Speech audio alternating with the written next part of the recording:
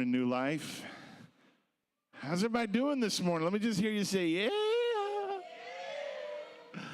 It sounds like you're doing good. First things first, happy Mother's Day to all of the amazing mothers in the house today.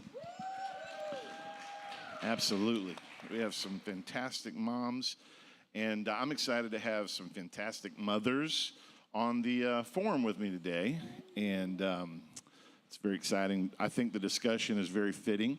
Last week, as you well know, we introduced the fruit of the Spirit, and when you talk about the fruit of the Spirit, at some point, inevitably, you talk about it being evidence of a Spirit-filled life. You've heard me say it somewhere along the lines of the initial evidence is speaking in other tongues, but the continuing evidence, it's the fruit of the Spirit. And so I do point out as well that Paul says in Galatians, he says fruit. He does not say fruits, plural, but fruit, singular.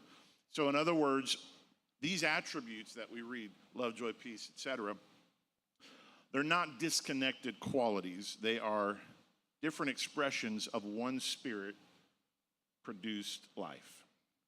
Somebody say Spirit-produced. It's the fruit of the Spirit, not the fruit of your personality. Come on, somebody. And the very first expression that Paul names, last week we introduced it as an overarching of what we're going to talk about. So today is the first expression we're going to deal with. The first attribute of the fruit is love. I believe that it's important that we understand love is probably first, in my opinion, because every other fruit grows out of this one attribute. For instance, joy without love will become shallow emotion. Peace without love becomes indifference. Long-suffering without love becomes forced endurance. So to me, love is kind of the root system beneath all of this fruit of the Spirit. And furthermore, the love Paul is talking about is not a cultural love. It's not Hollywood love. It's not I love you if you agree with me type of love. It is the Greek word, and we're well familiar with this in the church world. It is the word agape, which is, it has several different layers to it, but one specific layer is it means a love that gives when it's getting nothing in return.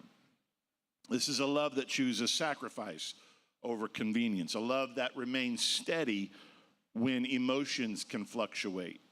And perhaps no earthly example reflects that kind of sacrificial, consistent, faithful love more consistently than a godly mother. So how fitting that we are talking about love on Mother's Day.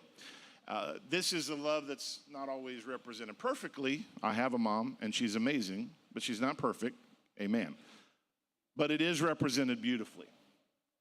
A mother wakes up, and she's oftentimes waking up still exhausted, and yet she still serves the family. She still meets the needs of her children.